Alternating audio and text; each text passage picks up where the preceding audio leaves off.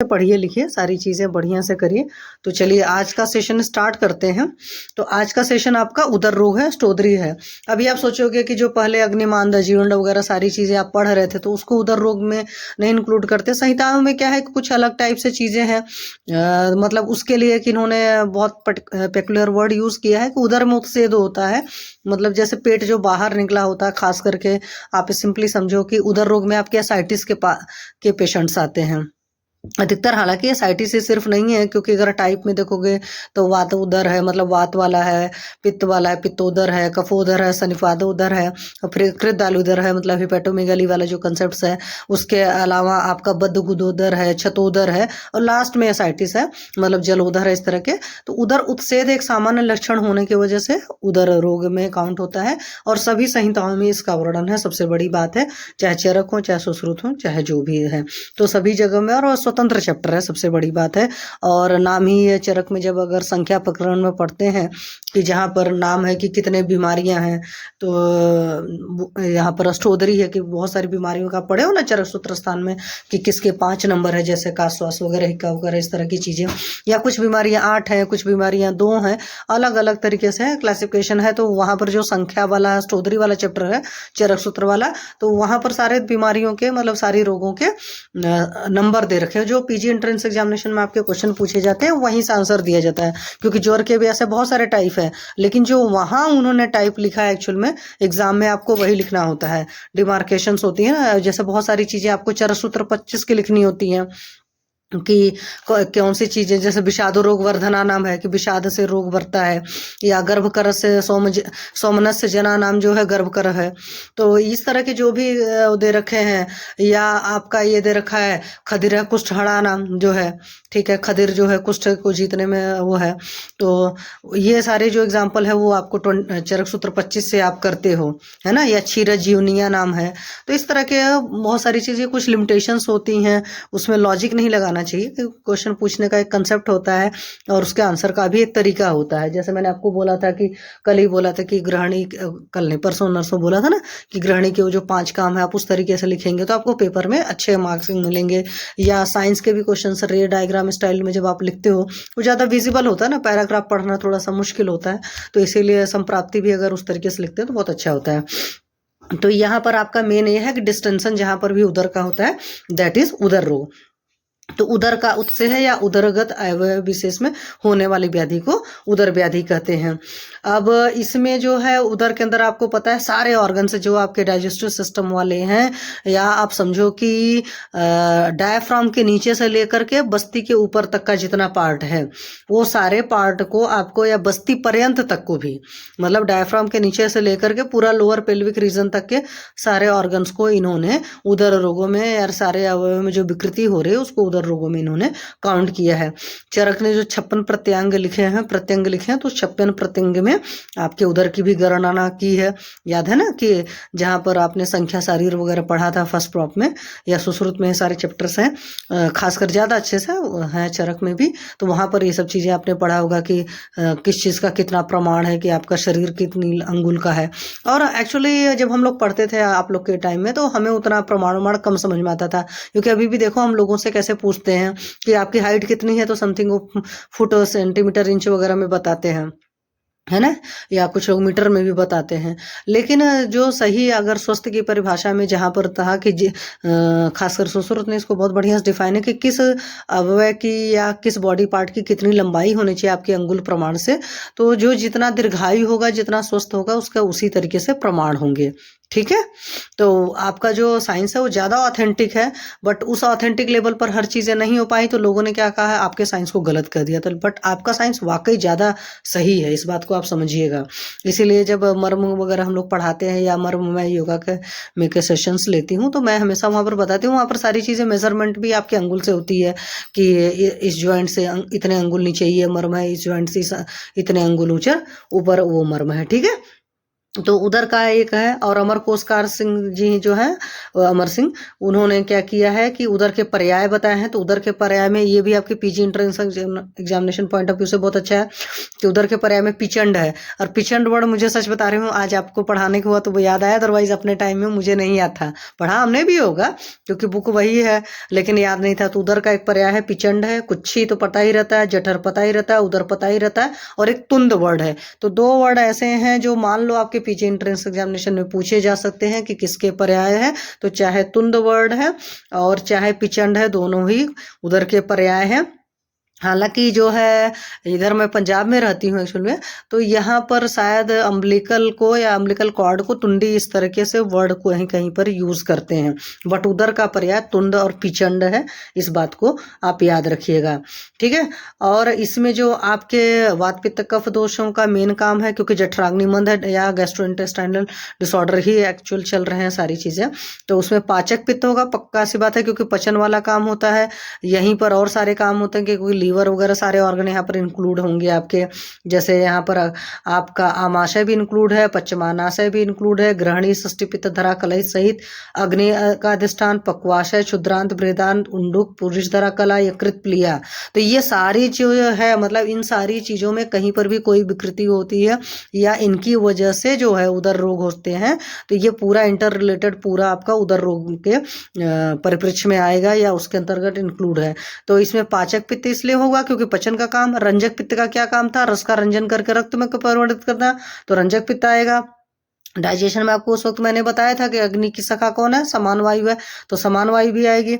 और जो कुछ भी बनने के बाद में कचरा जो रहा, मतलब सारों के बाद किट को निकालने का काम, वो है अपान वायु का। और आमाशय चूंकि इंक्लूड किया, तो आमाशय में क्लेदन करने का काम क्लेदक कफ करता था, तो क्लेदक कफ भी है। तो यहाँ पर वात पित्त कफ तीनों हैं, पित्त में 2 हैं, वायु में 2 हैं, कफ में 1 है। मतलब पाचक पित्त और रंजक पित्त दोनों हो गए, समान वायु अपान वायु दोनों हो गए, और क्लेदक कफ हो गए, ठीक है। तो इतनी सारी चीजें, जबकि शुरुआत में जब अभी आप पढ़ रहे थे तो वहां रंजक पित्त वगैरह वाले क्रम नहीं पढ़ा था, वहां पर आपने सिर्फ अग्नि के डाइजेशन में पाचक पित्त और क्लेदक, बोधक, समान वायु अपान वायु पढ़ी थी। तो कुछ चीजों को बीच बीच में मैं आपसे पूछती रहती हूँ, तो अपने दिमाग में रिकॉल कर लिया करिए, ठीक है। और तो यहाँ पर ये देखा जठराग्नि का मूल स्थान जो क्या है, उदर ही है। और महर्षि चरक ने उदर रोग का मूल कारण जो मांगना है वो जठराग्नि की दुष्टि मानी है, ठीक है। इस बात को याद रखिएगा यहाँ पर भी। और ये कोटेशन चरक का है। तो पीजी एंट्रेंस एग्जामिनेशन में इस तरह के क्वेश्चन आ जाते हैं। ऑब्जेक्टिव में एक सबसे बड़ी प्रॉब्लम होती है, अगर आपकी बहुत थॉरो स्टडी नहीं होती है, बहुत लॉजिक के साथ नहीं पढ़े होते, तो ऑप्शन से सारे लगते हैं मिक्स एंड मैच, यार ये भी सही हो सकता है, वो भी सही हो सकता है, और फिर अच्छा नहीं कर पाते हो। और मैं चाहूंगी कि आप लोग इंटर्नशिप के साथ ही अपना निकालिए पीजी एंट्रेंस एग्जामिनेशन और बताइएगा, ठीक है। फिर महर्षि चरक ने त्रिशोती अध्याय जो है, मोस्टली चरक सूत्र 17 तो केंद्र शीर्षी है, 18वां है शायद त्रिशोती अध्याय। तो उसमें कहा वायु प्रकपित होकर त्वग और मांस आभ्यंतर स्थित, मतलब त्वचा और मांस के बीच में जो कुछ ही प्रदेश में शोथ उत्पन्न करता है, मतलब त्वचा और मांस के बीच में वायु स्थित हो जाती है और उसके बाद कुछ ही प्रदेश में शोथ उत्पन्न करता है, तो उसको उदर रोग कहते हैं। तो इस डिफिनेशन को याद रखिएगा, ठीक है। कुछ छोटी छोटी डिफिनेशंस हैं, अगर वैसे नहीं रट सकते रट्टाफिकेशन तो वर्डिंग में ही याद रख लीजिएगा, बट ये चरक की डिफिनेशन याद रखिएगा। और चक्रपाणी दत्त ने जो बोला चरक की, चक्रपाणी टीका है ना, तो चक्रपाणी दी काफी बढ़िया चरक की टीका करे हैं। तो आचार्य चक्रपाणी दत्त के अनुसार उत्सेद सामान्यत होने की वजह से उदर रोग भी शोथ का अवान्तर भेद है, मतलब शोथ का ही एक भेद है उदर रोग, क्योंकि उत्सेद सामान्य है और शोथ में इटसेल्फ होता है। हालांकि आप लोग बाद में पढ़ोगे शोथ और शोफ में बहुत फर्क होता है, मतलब स्वेलिंग है, लेकिन वहां पर भी अलग अलग तरीके से है। तो ये चीज आपका होमवर्क है, पढ़कर आइएगा, मुझे बताइएगा कल कि शोथ और शोफ में क्या फर्क है। अगर स्रोतस की बात करोगे तो उदर रोग में स्रोतस में अन्न व स्रोतस भी आपका आएगा, क्योंकि अन्न का ही पचन है। रस व स्रोतस का इस हिसाब से याद रखना कि जब एसाइटिस होता है तो रस धातु का या कुछ भी पाचन की विकृति होती है तो वहां से रस की वृत्ति, तो रस व स्रोतस होगा। स्वेद व होगा क्योंकि स्वेट वगैरह सब अंदर इकट्ठा हो रहा है, दुष्टि हुई है, तभी तो एसाइटिस में जाकर कन्वर्ट होता है। मल व स्रोतस, पक्का सी बात है, मलमूत्र का संचय हुआ पड़ा रहता है। और साथ में उदक व स्रोतस, उदक व स्रोतस एकदम क्लियर कट नजर आता है, भाई अंदर पानी भरा पड़ा है, वह स्रोतस की दुष्टि है। और गैदास जी ने कहा था जो चरक्की एक और टीका चक्रपाणी दत्त के अलावा बहुत सारे लोगों का नाम आपने पढ़ा होगा, उसमें गैदास जी भी हैं।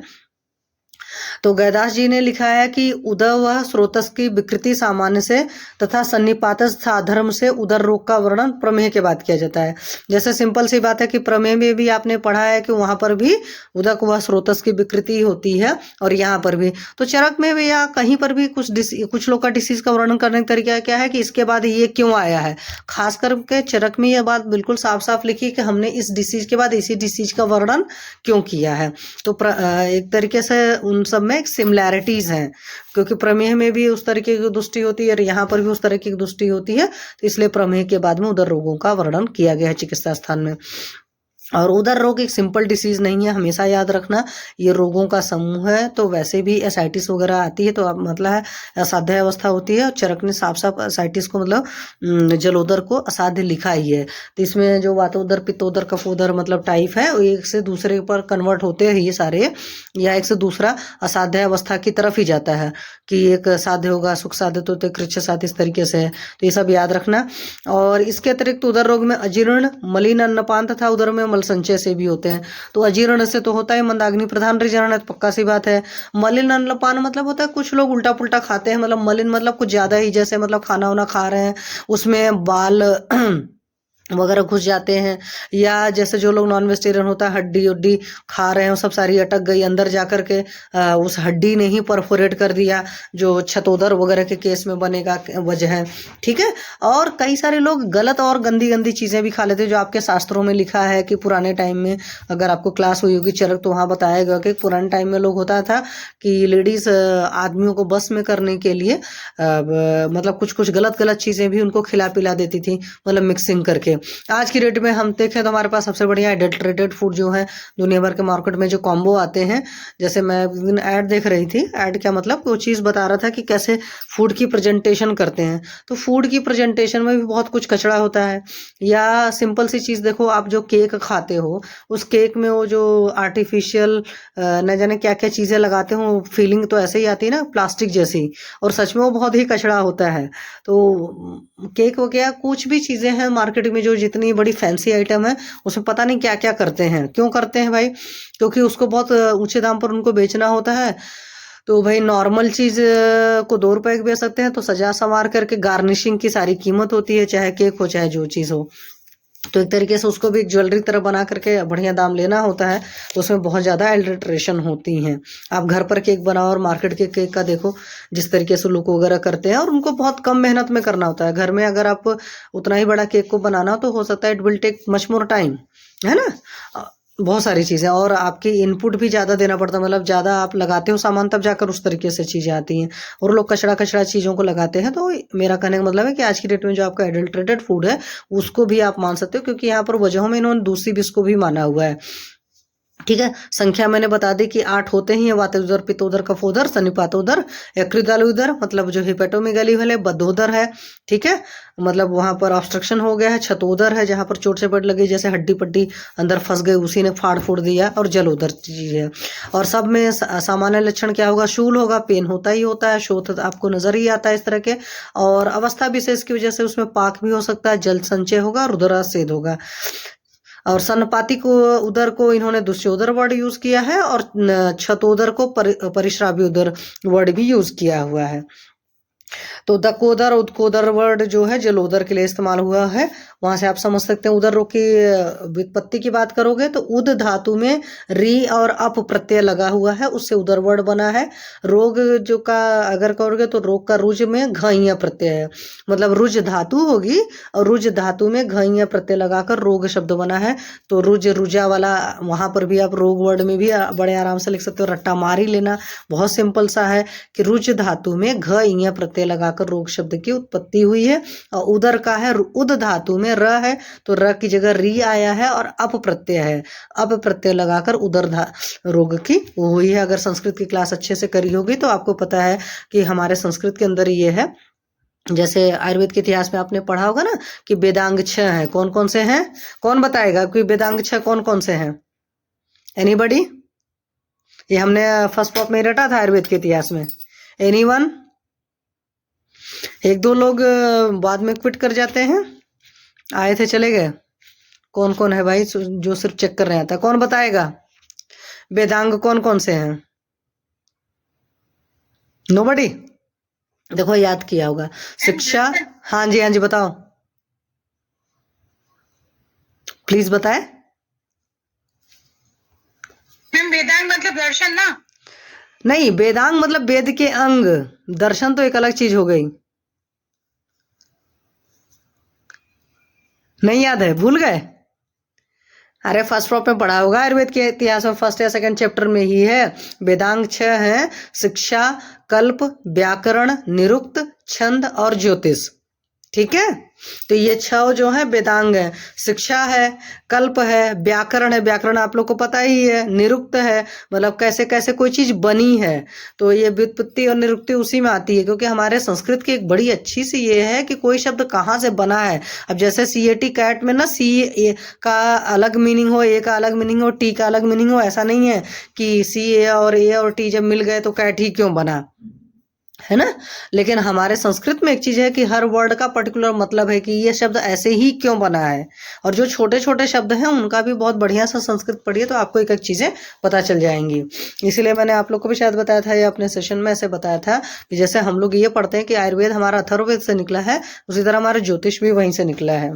ठीक है, फिर इसका निदान में क्या होगा, निदान में इसके सारे हेतु हैं और बहुत बढ़िया बढ़िया हेतु हैं, मतलब उल्टा पुल्टा खाना, बेगा अवरोध, ये सब सारे हेतु हैं। तो अति उष्ण, लवण, क्षार, विदाही अन्न जो होगा, अम्ल रस होंगे, गरिष्ठ पदार्थ का सेवन होगा। और एक चीज इसमें सबसे बड़ा उदर रोग का कारण है कि जैसे वमन विरेचन कराने के बाद में प्रॉपर संसर्जन कर्म अगर मरीज नहीं करता तो उसको उदर रोग होते हैं। मैं आप लोग को क्यों बता रही हूँ, क्योंकि अभी तक हम लोग बीइंग ए प्रैक्टिशनर हम लोग को पता होना चाहिए, पहले हम लोग पंचकर्म को बहुत प्रमोट करते हैं, तो पंचकर्म की कई बार ड्रॉबैक होते हैं। ड्रॉबैक क्यों होते हैं, क्योंकि मैंने उस दिन किसी को सुना, वो मेरे इस ग्रुप के रहेंगे, पता नहीं कि उनको देखकर मुझे लग रहा था मेरा ही कोई जूनियर था। वेब के उस पर प्लेटफॉर्म पर काफी बढ़िया उनका लेक्चर हुआ था, तो वहां पर वो पंचकर्म को प्रमोट नहीं कर रहे थे। अब जैसे मैं देखूं तो चरक ने लिखा हुआ है कि भाई अगर आपने पंचकर्म कराया उसके बाद संसर्जन कर्म सही से नहीं हुआ, क्योंकि संसर्जन कर्म क्या करता है, हम क्या करते हैं पेशेंट को घर पर करवाते हैं।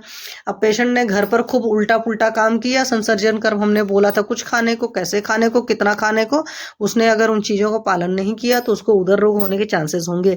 इसीलिए जब कभी किसी भी पेशेंट का प्रॉपर पंचकर्म कराते हो, जैसे छोटी मोटी चीजें करा रहे हो, कटु बस्ती है, जानू बस्ती है, शिरोधारा है, छोटे छोटे मतलब लोकल वाले प्रोसीजर करा रहे हो, तब तो उतना मत एक्सप्लेन करो।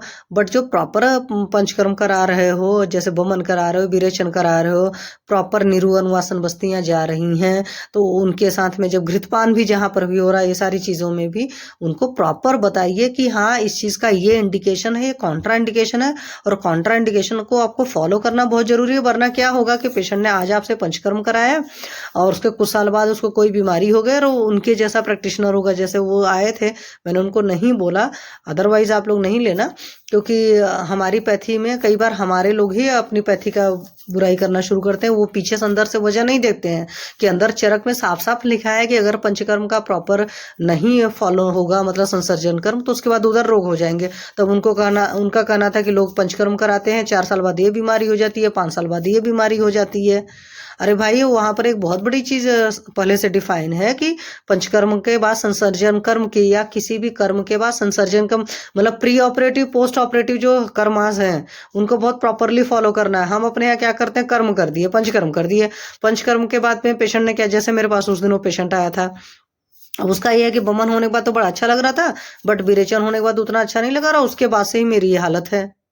पक्का सी बात है उसने संसर्जन कर्म को सही से फॉलो नहीं किया। तो उदर रोग में आप लोग को मैं क्यों बता रही हूँ कि आप याद रखिएगा, उदर रोग की बहुत बड़ी वजह है कि पंचकर्म करने के बाद में अनुचित रूप से संसर्जन कर्म अगर हुआ है तो प्रॉपर पंचकर्म के बाद में प्रॉपर संसर्जन कर्म भी होना चाहिए। रुच्छ विरुद्ध अशुचि भोजन, अशुचि भोजन मतलब किसी भी तरीके से गंदे पंदे तरीके से या गंदी पंदी चीजें उसमें मिली हुई हैं, ऊपर से कुछ गिर गया, जैसे आप लोग देखते हो कि बीच बीच में रेस्टोरेंट वगैरह के आते हैं ना कि किसी के खाने में छिपकली निकली, किसी में कॉकरोच निकला, किसी में कुछ निकला, या नॉनवेज में भी इस तरह के बहुत कुछ इधर उधर होते रहते हैं, क्योंकि भाई वहां बहुत बड़ा कढ़ा चढ़ा हुआ था, उसमें चीज पक रही थी, मिल गई, तो अशुचि भोजन में ये सारी चीजें भी काउंट होंगी। प्लीहार्स ग्रहणी रोगों द्वारा शरीर उत्कृष्ट है और उसके बावजूद भी आप उल्टा पुल्टा खाए पिए जा रहे हो। उसके बाद कर्म विभ्रम से होगा। फिर कठिन रोगों की समुचित चिकित्सा न करने से, कोई बीमारी हुई थी जैसे आपने छोड़ दी, लीवर हुआ डिसऑर्डर चल रहे थे आपने इग्नोर कर दिया हुआ है। रुक्षता के कारण हुआ, रुक्ष इन्होंने बार बार रुक्षता लिख दिया है। अधारणी बेग धारण मैंने आपको पहले बताया, अधारणी बेगों को धारण करने से सरदोष प्रकोपक होते हैं। तो अभी देखो सारे बीमारियों में वजह आ रहा है। स्रोतस दृष्टि से, अपच से, संक्षोभ से। अब कोई बड़ी उबड़ खाबड़ सी जगहों पर चलने से, जैसे पुराने टाइम में ज्यादा चलते थे। हालांकि मैं बताऊं आज की डेट में अभी आप ऑटो रिक्शा में भी जब बैठते हैं और रोड बहुत सही नहीं होती है, ऑटो चलाने वाला नहीं होता है और खाना खाकर तुरंत बैठ जाओ तो लगता है पेट के अंदर तो सब कुछ चलने लगा। मैं इस वजह से बता रही हूँ, कभी मैं भी कभी कभी ट्रैवल करती हूँ, पब्लिक ट्रांसपोर्ट यूज करती हूँ, तो मुझे उस वक्त फील होता है कि हाँ यार ये इस तरह की प्रॉब्लम हो रही है। अति पूर्ण से कुछ ज्यादा ही पेट में भर लिया। अर्शांकुर अगर हो रखे हैं बाल से, जैसे कुछ लोग खाने में उनके साथ बाल चले जाते हैं। मलावरोध से, कॉन्स्टिपेशन की आदतें होती है जिन लोगों को, या जो टाइम पर नहीं सोच के ले जाते तो उनके अंदर इटसेल्फ आ जाती है। आंतर स्फुटन से, किसी वजह से आंत मतलब वही हड्डी पट्टी खा लिया तो उससे आंतर फट गई। और वात दोष के अति संचय से, ठीक है, और पाप कर्म से और अग्निमांदता के कारण उदर रोग होते हैं। तो ये सारे हेतु हैं, तो उसमें याद रखिएगा। असूचि वाला बहुत इंपॉर्टेंट कारण है। पंचकर्म के बाद संसर्जन कर्म नहीं फॉलो करने वाला है। और किसी तरीके से बाल ओल चला गया, विष्ठा चली गई, या मतलब अभी मैंने कॉकरोच वॉकरोच वाला एग्जाम्पल दिए वो चीज है, या मतलब खाते पीते वक्त हड्डी पड्डी चली गई अंदर। तो इस तरह की बहुत सारी चीजें, जैसे अभी एक डॉक्टर साहब ने एक दिन डाला था कि कोई लेडी थी ओल्ड एज की, तो खाते तो उनके गले में हड्डी अटक गई थी। अब उसके बाद में क्या हो गया था कि उनकी तो हालत बहुत खराब थी और बहुत गरीब लोग थे, तो गए होंगे मॉडर्न में, तो मॉडर्न वालों ने बोला भाई हम तो इतना चार्ज करेंगे, 20-25 हज़ार बता दिया।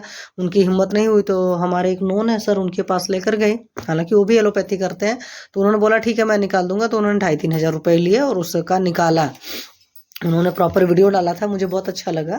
तो मतलब एटलीस्ट मैं इस तरह की नई चीज़ कर पाती हूँ तो मुझे और ज़्यादा उस चीज़ें अच्छी लगती हैं कि भाई कोई कर रहा है। वो हैं तो एलोपैथी वाले मैन, क्योंकि भी फार्मासिस्ट थे, फिर बाद में आयुर्वेद कर लिया, करते हैं मिक्सपैथी करते हैं, बट अच्छा किया उन्होंने, मतलब रिकवरी कराई। तो मेरा कहने मतलब है इस तरह की चीजें भी वजहें बनती हैं।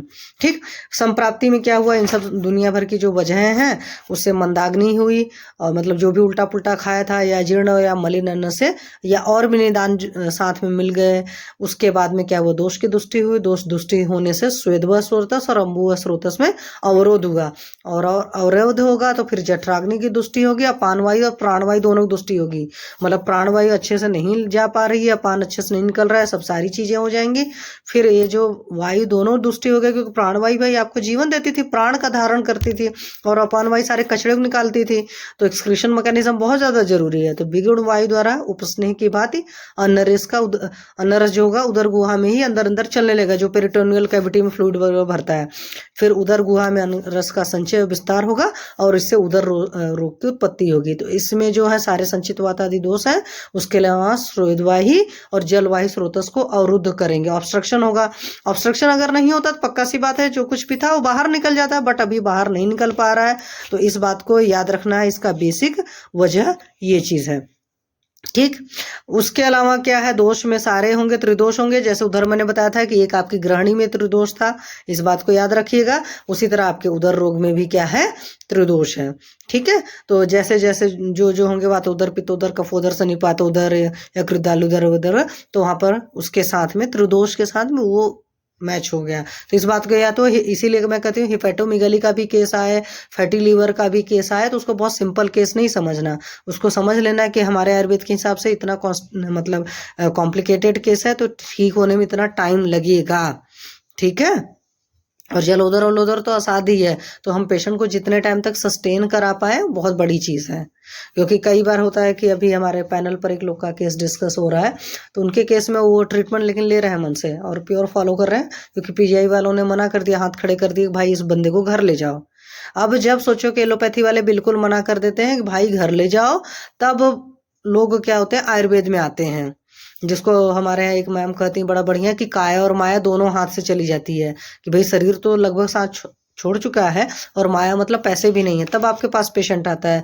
बट ऐसे पेशेंट का भी ट्रीटमेंट करना है, क्यों करना है, क्योंकि हमारे आयुर्वेद में सही कहा मतलब कहा गया पुत्रवत समापचरित, ठीक है, पुत्र की तरह चिकित्सा करनी चाहिए। इसका मतलब ये नहीं कि हर पेशेंट से फ्री ऑफ कॉस्ट आप लोग ट्रीटमेंट करोगे, बट किसी किसी पेशेंट को जो बहुत वाकई जरूरतमंद है तो उसको फ्री ऑफ कॉस्ट भी ट्रीट करना शुरू करिए। जो है ना क्वचित धर्म क्वचित ऐसा क्वचित मैत्री, ये सब सारी चीजें, तो आयुर्वेद के जब आप चिकित्सक बनते हैं, प्योर आयुर्वेद की प्रैक्टिस करते हो, तो रियलिटी में आपको ये सब सारी चीजें मिलती हैं। और अगर आप किसी के लिए कुछ करते हो तो कोई दूसरा पेशेंट ही पैसा दे रखा होता है, आपके घर वाले आपको इतना पैसा नहीं देंगे कि पेशेंट को फ्री में ट्रीट करिए। ठीक है, जैसे मैं अपने पेशेंट्स को बोलती हूँ कि भाई अगर आप नहीं पॉकेट में पैसे हैं तो मैं आपको फ्री ऑफ कॉस्ट भी ट्रीट कर सकती हूँ, बट अगर आपके पैसे हैं तो प्लीज आपके पास है तो दीजिए, उस वक्त ये काम मत करिए। ठीक है, और खासकर मेरे पेशेंट तो पैसा देने पर जल्दी ठीक होते हैं, मेरे साथ एक ये भी पंगा है। और अधिष्ठान आपको पता ही उदर रोग है। स्रोतस में आपके अन्न व पुरीश व रस व रक्त व उदक व स्वेद व, ये मतलब 6 स्रोतस की दृष्टि है। उसके अलावा और भी स्रोतस इन्वॉल्व हो सकते हैं, depend on the condition of the disease. ठीक है, तो ये बहुत सारी हैं। तो यहाँ पर है क्षुन्नाशय वर्ड लिखा है, बताओ इसमें कौन बताएगा कौन सी संधि है? एनीबॉडी? हाँ जी, कोई नहीं, सबकी संस्कृत 0 है। बच्चा पार्टी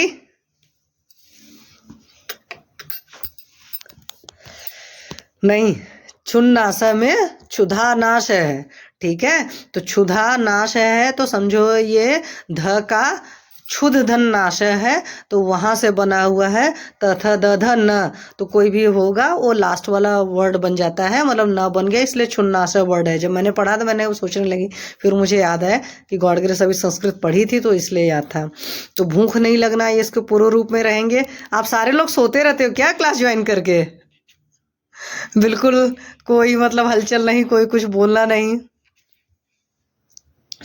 तो भूख न लगना, मुख का मीठा रहना, मतलब वायरस से वगैरह जो होता है या मुख मीठा मीठा लगता है, उसमें एक मीठापन रहता है। स्निग्ध तथा गुरु पदार्थ जो भी खा रहे हो बहुत ज़्यादा टाइम में पच रहा है, और जो भी कुछ भी खा रहे हो सारी चीज़ों का जगह गुड कहते नहीं, ये जिंदा है तो जिंदा होने का एहसास होना चाहिए। तो बीच में रिप्लाई तो एटलीस्ट कर लिया करिए और पूरा अलर्ट होकर पढ़िए।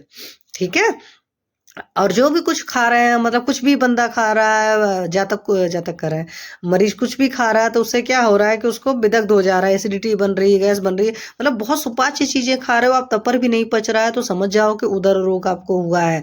और खाना पचा है नहीं पचा है, सामने वाले को कुछ भी नहीं पता चल पा रहा है, वो भी उदर रोग का वजह है। मतलब अगर जैसे बहुत सारे, मैं क्यों बता रही हूँ कि बहुत सारे मरीज आते हैं कहते हैं मैडम मैं बहुत हल्का खा रहा हूँ, तो आप वहाँ पर तुरंत समझ जाओ कि वाकई मरीज काफी खराब कंडीशन में है। क्यों? क्योंकि बहुत हल्का खा रहा तो भी नहीं पच रहा है, तो पक्का सी बात है उदर रोग हुआ है, और नहीं चिकित्सा टाइम पर की गई तो बढ़िया से जलोदर लास्ट में बन जाना है। भोजन पचा है नहीं पचा उसका ज्ञान नहीं होगा, और उत्साह से कर रहे हो भोजन वो भी सहन नहीं हो रहा है। ठीक है, और हाँ पादद्वय मतलब पैरों में स्रोत होगा, और वीकनेस की तो कंप्लेन आजकल सारे ही पेशेंट करते हैं, बहुत थोड़ा सा काम करेगा तो उससे सांस फूलने लगेगी। मैं क्यों बता रही हूँ कि अभी मेरे पास एक पेशेंट है, उनके साथ ये प्रॉब्लम है, बट वो मानते नहीं, मैंने उनको कुछ टेस्ट कराने को बोला था। तो अति अल्प व्यायाम से ही श्वासाधिक्य होगा, रुच्छता होगा, उदावर्त के कारण उदर की वृद्धि होगी, यकृत गर्भाशय प्लीहा सब बढ़ जाएंगे, ऑर्गेनोमिगैली यूज हुआ, मतलब कई सारे ऑर्गन बढ़ गए, आंत्र में मलावरोध हो गया, बस्ती संधि में पीड़ा होगी, आधमान होगा, और फटने सी पीड़ा हो रही होगी, सुपाच्य ग्रहण करने पर भी अजीर्ण बना रहेगा, और लाइनिंग दिखती है कुछ कुछ पेशेंट्स के, अगर आपने इस तरह के पेशेंट्स देखे होंगे। और नॉर्मली क्या कहा जाता है कि जैसे पेट में जो होता है ना वलियां पड़नी चाहिए, जैसे हम लोग जब आप लोग के टाइम के थे तब मैं बता रही हूँ कि नॉर्मली जैसे कि होता है, कुछ लोग का पेट बड़ा सुंदर सा लगता है, तो जब हमने पढ़ा अपनी साइंस को पढ़ा, मॉडर्न में भी है, तो पेट बहुत ज़्यादा चिकना नहीं होता है जो इंसान दुबला पतला होता है। तो अगर कोई इंसान मोटा है तो वहाँ से उसके चिकनाहट का भी ख्याल किया जाता है। अगर कोई वली नहीं पड़ रही है तो वो सारा चीज़ होता है कि मोटापा का भी होता है वजह। जैसे जो लोग ऑबीज होते हैं तो ऐसे भी देख सकते हो, जो इंसान दुबला पतला होता है उसमें थोड़ी सी पड़ती हैं, रिंकल्स पड़ते हैं पेट में, मेरा कहने का मतलब है, ठीक है। और जो आपके जलोदर वाला हो तो कैसी अलग से दूर से नजर आता है, आज की डेट में उतना आप सबको भी पता होगा। और सामान्य जो है रूप में उसमें आधमान आटोप जानते ही हैं, उधर की कोई बीमारी रहती है अधिकतर आधमान आटोप होंगे। हस्तपाद में शोथ है, इसमें हस्त में भी शोथ है और पाद में भी शोथ है, मतलब दोनों जगह स्वेलिंग है। अग्निमांद होगा। गंडस्थल किस लक्षणता, मतलब जो आपका नेक रीजन है ये भी बहुत चिकनापन दिखेगा, मतलब भरा भरा सा कुछ ज्यादा ही भरा रहेगा। और ये वाले रीजन तो भरा रहेगा, मतलब कहते हैं ना सेंट्रल पार्ट में क्या हो गया, ओबेसिटी आ गई और हाथ पैर सब दुबले पतले होंगे। तो उधर के अतिरिक्त संपूर्ण शरीर में कृष्णता, तो ये भी आपने पढ़ा है कि ये से भी असाध्य अवस्था होती है। कुछ लोग को देखोगे सिर्फ पेट ही नजर आता है, हाथ पर डंडा जैसे रहते हैं। जैसे अभी हमारे मतलब नोन में एक आंटी थी, उनका वो अभी 2 दिन स्टंट पले पड़ा है और इंसुलिन डिपेंडेंट पेशेंट थी। मैं आप लोग को क्यों डिस्कस कर रही हूँ, तो मुझे ये अब वो कपड़े पहनने का लेडीज का तरीका और होता है ना, वो खुली वाली सलवार पहनते तो पता नहीं चलता, अदरवाइज बहुत पतली पहनती तो पता चलता कि हाथ पैर बिल्कुल डंडा डंडा जैसे थे, पेट उनका पूरा बाहर निकला हुआ था। तो अभी उनको क्या हुआ, 4-5 दिन पहले उनको सांस लेने में तकलीफ हुई और मुझे कल पता चला। तब उनको उस वक्त एडमिट कराया गया, मतलब रास्ते में जाते हुए उनको हार्ट अटैक आया, फिर स्टंट पड़े हैं। तो उनको रहता था पता नहीं बेटा क्यों पेट निकल रहा है, आयुर्वेद की दवा लोग नहीं खाना पसंद करते, उसको मैंने नहीं दिया। नॉन में है, मतलब हमारी सोसाइटी में रहते हैं, तो वहां से भी आप समझ सकते हो कि उधर रोग था उनको, ठीक है। पर जब तक क्रिटिकल कंडीशन नहीं होती, कई सारे पेशेंट्स अपनी को मानते ही नहीं है। और एलोपैथी वाले उन्हें इन सब चीजों में उन्हें फर्क नहीं पड़ता, वो नहीं देखते हैं कि इस पेशेंट का पेट ही अधिक क्यों निकला हुआ, हाथ पर जब पतले से जैसे हैं, क्योंकि एक प्रोपोर्शन होता है ना बॉडी का, प्रोपोर्शन मेंटेन होना चाहिए। इसलिए मैंने आप लोग को उंगली प्रमाण कहा, तो उसको देखिएगा अपने सुश्रुत में भी। फिर उसके अलावा ये है कि सुश्रु जी ने प्लीहोदर के अंदर एक दारूडर को डाल दिया और छतोदर के अंदर आगंतुज, छतोदर को उन्होंने आगंतुज उदर रोग कह दिया है। तो ये इन्होंने है। और वातोदर का लक्षण में क्या बोला है कि रुक्ष पदार्थों का सेवन होगा, अल्प भोजन। वृक्ष आपको पता ही है कि कोई बहुत ज्यादा वृक्ष पदार्थों का सेवन करेगा, अल्प भोजन का सेवन करेगा, परिश्रम ज्यादा करेगा, वेग विधारण करेगा, उदावर्त होगा, शरीर को कृश करने वाले कारण से कुछ हृदय बस्ती तथा गुद प्रवेश में प्रविष्ट होकर जठराग्नि को मंद कर देगा, साथ में कपदोष को भी अपने स्थान से हिला डुला करके और मार्ग का अवरोध करके त्वचा और मांस के बीच में स्थित होकर के वातोदर को डेवलप कर देगा। तो सब में वही वर्ड है, बस क्या करना है कि कारण अलग अलग लिखना है कि वात को कुपित वाले कारण इसमें थे, पित्त को कुपित वाले कारणों में भी हो जाएगा, पित्त को कुपित करेगा और पित्त को कुपित करके फिर वही करेगा, कफ दोष को भी अपने स्थान से हटाएगा। क्यों हटाएगा, आपने अभी पढ़ा कि जितने उधर रोग हैं उसके कारण में त्रिदोष है, एक सिंगल दोष नहीं है। तो त्रिदोष में वातोदर होगा तो वात वाले कारणों से कुपित होगा, कफ को अपनी जगह से हटाएगा और उसकी जगह को आ करके अवरोध करके सिस्टम को बना देगा। उसी तरह पित्त वाला आएगा, वो भी यही काम करेगा कि वात कफ को हटाएगा फिर वो करेगा। तो देखो यहाँ पर लिखा भी है कि कटु अम्ल लवण रसों के अधिक सेवन से, अति उष्ण तथा अति तीक्ष्ण आहार के सेवन से, अग्नि अथवा धूप के अधिक सेवन करने से, विधायी पदार्थों के सेवन से, अध्यसन से, अजीर्ण से संचित हुआ पित्त वात एवं कफ के संयोग से प्रकृत होकर आगे बढ़ता हुआ आमाशयस्थ होकर पाचकाग्नि को नष्ट करके पित्त उदर को उत्पन्न कर देता है। ठीक है, लक्षण में वैसे ही हो जाएंगे। जैसे अगर हाथ वाला होगा, मतलब सॉरी वात वाला होगा तो कुछ हाथ पर वृषण में शोथ होता है, उदर में फटने से पीड़ा होगी और शोथ का अनिश्चित रूप से कभी बढ़ जाएगा कभी घट जाएगा। और चक्रपाणी जी ने तो बस उदर वृद्धि में हास लिखा हुआ है, लेकिन आपको पता ही है कि वात वाला है तो भाई पेन भी होगा, उल्टा पुल्टा रहेगा, मतलब कभी बढ़ेगा कभी घटेगा वाला हिसाब था। उदावर्त बहुत ज्यादा होगा, अंग मर्द होंगे, पर फटने से पीड़ा होगी। ड्राई कफ जो होगा, शुष्क काश जो होता है वो भी वातज वाले में ही आएगा। गात्र कृष्णता, शरीर का क्षीण होना, अरुचि, विपाक, उदर के अधः प्रदेश में गौरव नीचे आएगा, क्योंकि वात का स्थान कहाँ है, नीचे है, पित्त का स्थान मिड में, कफ का स्थान आपके ऊपर है। याद ही रखते हुए सब चीजें। अपान वायु मलमूत्र आदि के बेगों में अवरोध होगा, क्योंकि वो भी वात का हो गया। नख आंख मूत्र त्वचा मलमूत्र आदि का वर्ण क्या होगा, वही वात वाला होगा, श्याव वरुण होगा। और उदर प्रदेश में काली पतली सिराएं दिखाई देंगी, क्योंकि वात के वर्ण वाली होंगी। और जब उसको देखोगे अंदर, मतलब परकसन करोगे, पलपेट करोगे, इसके लिए पर्टिकुलर वर्ड क्या यूज करते थे, देखो मुझे अभी याद नहीं आ रहा, जो देखते हैं ताड़न करने वाला, तो उसके लिए ऐसे जो करके करते हैं तो उसमें आपको लगेगा कि हवा से भरी हुई धृति या मशक के समान शब्द होना। तो वहां पर परकसन, यस, परकसन करोगे तो साउंड आपको अलग सा फील होगा। पलपेट तो करोगे ही करोगे, परकसन भी करेंगे। और भी कई सारे तरीके थे, देखो मैं भूल रही नाम, तो मतलब करते हम लोग हैं बट नाम मुझे नहीं याद आ रहा पर्टिकुलर कि कैसे एग्जामिनेशन करते हैं। तो एग्जामिनेशन में लगेगा कि अंदर एयर भरी पड़ी है, क्योंकि वात वाला है। जलोदर वाले में तो प्रॉपर दिखेगा, पानी जैसी आवाज होगी, पानी कहीं भरा हो तो कैसी आवाज होती है। तो ये आपका वातोदर का हो गया। पित्तोदर में वही सब सारा हो जाएगा कि दाह, ज्वर, तृष्णा, मूर्छा, अतिसार, भ्रम, कटुका से वहां पर अलग टाइप का फील हो रहा था। यहाँ नख, नेत्र, मुखमंडल, त्वचा, मलमूत्र आदि में हरापन रहेगा, पीलापन भी रहेगा। उत्तर प्रदेश में नीली पीली, जैसे वहां श्याव था तो यहाँ पर ये पित्त वाले तरह की रहेंगी, उस तरह की सिराएं दिखेंगी। और एक चीज और इसमें पेकुलियर फीचर है पित्त वाले में कि उधर जो होगा, पेट जो होगा गीला लगेगा, उस पर गीलेपन की प्रतीति होगी। तो कुछ चीजें पेकुलियर अलग अलग सी चीजें हैं, उसको याद कर लिया करो, वो लिखोगे अंडर लाइन करके तो बहुत अच्छा लगेगा। पित्तज वाला है पक्का सी बात है स्वेदाधिक भी होगा, और पित्त वाला है तो पित्त वाले में मृदु और शीघ्र पाकी होगा, ये भी याद रखना है। और इसको बिलियरी सिरोसिस से तुलना करते हैं।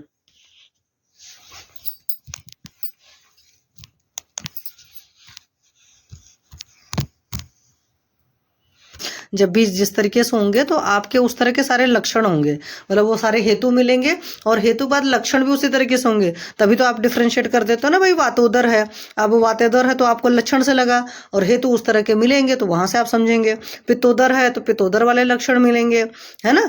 हेतु पित्तोदर जिससे पित्त प्रकोपित होगा वो वाले होंगे, उसी तरह कफोदर में होगा सारी चीजें।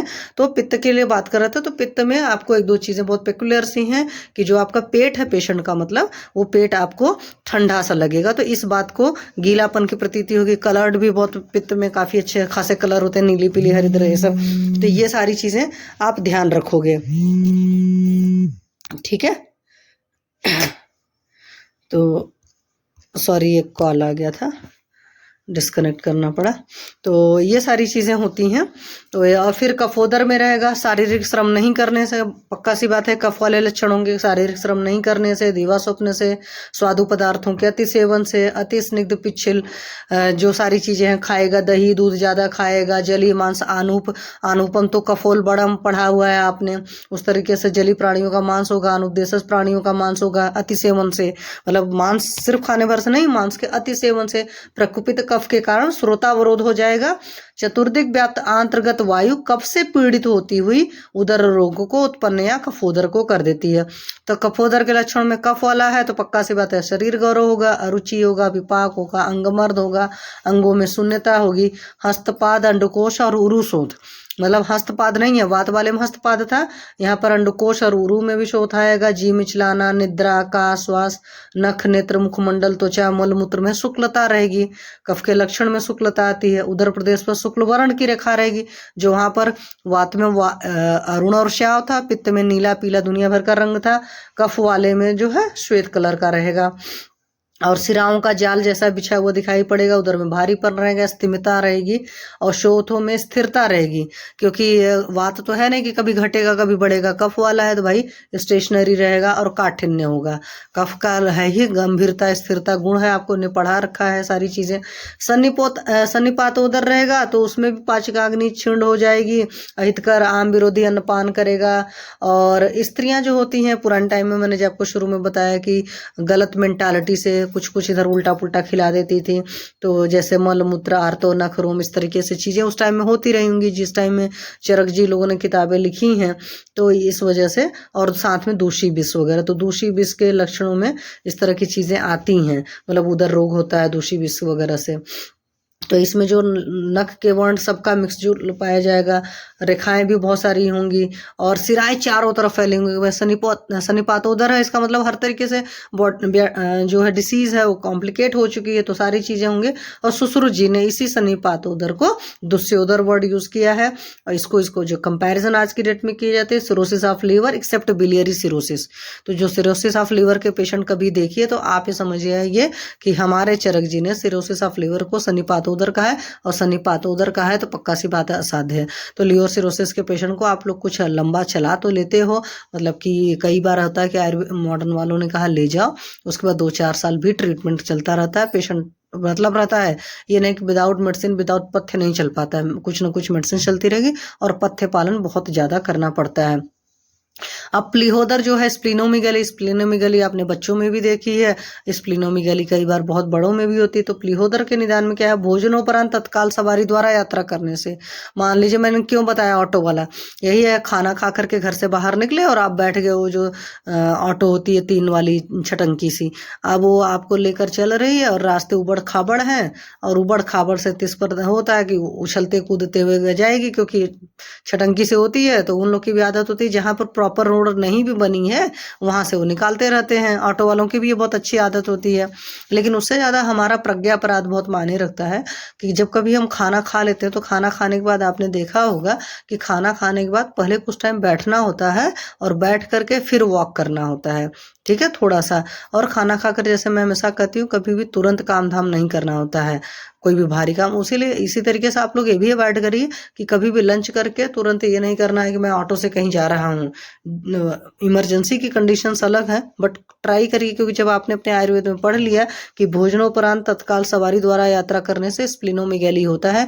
और बहुत सारे मैंने स्प्लीनोमेगैली पेशेंट्स देखे हैं, खाना खाया घर से बाहर तुरंत निकल गए। अब ये हेतु ऐसा नहीं होता कि आज खाया और कल ये बीमारी हो जाती है, धीरे धीरे ये सब चीजें इकट्ठा होती है, वो इंसान की आदत है, फिर कई साल बाद आती है बीमारियां, तो इंसान सोच ही नहीं पाता है। क्योंकि इंसान की तो आदत होती है ना, आज मैंने कुछ खाया कल को लूज मोशन या वॉमिटिंग होती तो मानते हैं, अगर 10 दिन पहले खा करके लूज मोशन वॉमिटिंग होती तो कहते हैं तो 10 दिन पहले खाया था। अरे बॉडी के अंदर तो चीज पड़ी रहती है। जो लोग बहुत तेज चलते हैं, अत्यधिक तेज चलने से भी होता है, अति व्यायाम से भी होता है स्प्लीनोमेगैली। शरीर में किसी भी वजह से संक्षोभ बहुत ज्यादा हो जाए, अधिक मैथुन करने से, अति भार वहन से, अति पैदल चलने से, अति वमन से, और किसी भी विशेष के कारण अगर कृश हो गए हो और तो उधर के पार्श्व प्रदेश से स्थित प्लीहा स्वस्थान से च्युत होकर क्रमशः वृद्धि को प्राप्त होने लगती है। मतलब स्प्लीन अपने प्लेस को ही छोड़ देती है। अब आप आयुर्वेद के हिसाब से सोचो या एज ए प्रैक्टिशनर सोचो, अगर स्प्लीन ने अपनी जगह को छोड़ा है तो कितनी बड़ी परेशानी है। इसलिए स्प्लीनोमेगैली ट्रीट करना इतना ईजी नहीं है। तो क्यों मैं आपको बता रही हूँ, मैं आपको डिमोटिवेट करने के लिए नहीं बता रही हूँ, मैं इसलिए बता रही हूँ कि कभी भी इस तरह का पेशेंट आता है तो उसमें बहुत ज्यादा ख्याल रखना है। उसको ये नहीं बोलना जी मैं 15 दिन में ठीक कर दूंगा, मैं 1 महीने में ठीक कर दूंगा। बोलोगे मैं करने की कोशिश करूंगा, मतलब मैं आपको ट्रीटमेंट दूंगा, बट और वैसे भी आप एक बात जान लेना, जो फेक प्रैक्टिशनर होता है ना वही दावा करता है मैं इतने जल्दी ठीक कर दूंगा। आपने मान लो कह दिया 3 महीने का टाइम ले लिया, 3 महीने में लगभग ठीक होने के चांसेस बहुत ज्यादा होते हैं। लेकिन पेशेंट ने पथ्य नहीं पालन किया तो तब आप क्या करोगे? आपने यहाँ सब कुछ बताया, पेशेंट जाकर कुछ नहीं कर रहा, सिर्फ दवा खा रहा है। तो सिर्फ दवा खाने से नहीं होगा, क्योंकि निदान परिवर्जन और पथ्य पालन इन दोनों के बाद ही आगे आपकी दवा का रोल होता है, ठीक है। तो ये वजह है। इसको इनलार्जमेंट ऑफ स्प्लीन या और एनीमिया के साथ भी कई मतलब कॉम्बो हो जाता है। और कई बार क्या होता है, इस प्लीहोदर के साथ में स्प्लीनोमेगैली के साथ में लिकोमिया वगैरह भी हो जाती है। सुश्रुत ने स्वस्थानगत प्लीहा वृद्धि को 5 प्रकार का माना है, वातज, पित्तज, कफज, सन्निपातज और रक्तज। और हमारे आचार्य चरक जी ने भी बोल दिया है चरक सूत्र 19 में पंच प्लीहा दोषा, ठीक है। तो पंच प्लीहा दोष चरक जी ने डिफाइन किया है, मतलब ये वर्ड दिया है टर्मिनोलॉजी। और सुश्रुत ने 5 के नाम बताए, वातज, पित्तज, कफज, सन्निपातज और एक रक्तज, जो सुश्रुत जी का लगभग हर जगह घुसता है, क्योंकि भाई रक्त को बहुत बड़ा मानते हैं, या हर चीज आकर रक्त को दूषित करती है, क्योंकि होल बॉडी ट्रेवल करता है। जैसे आपके पूरे बॉडी में सबसे ज्यादा स्किन को बोलते हैं सरफेस एरिया, उसी तरह रक्त जी को भी भाई हर जगह उन्हीं के थ्रू तो सब कुछ ट्रेवल हो रहा है।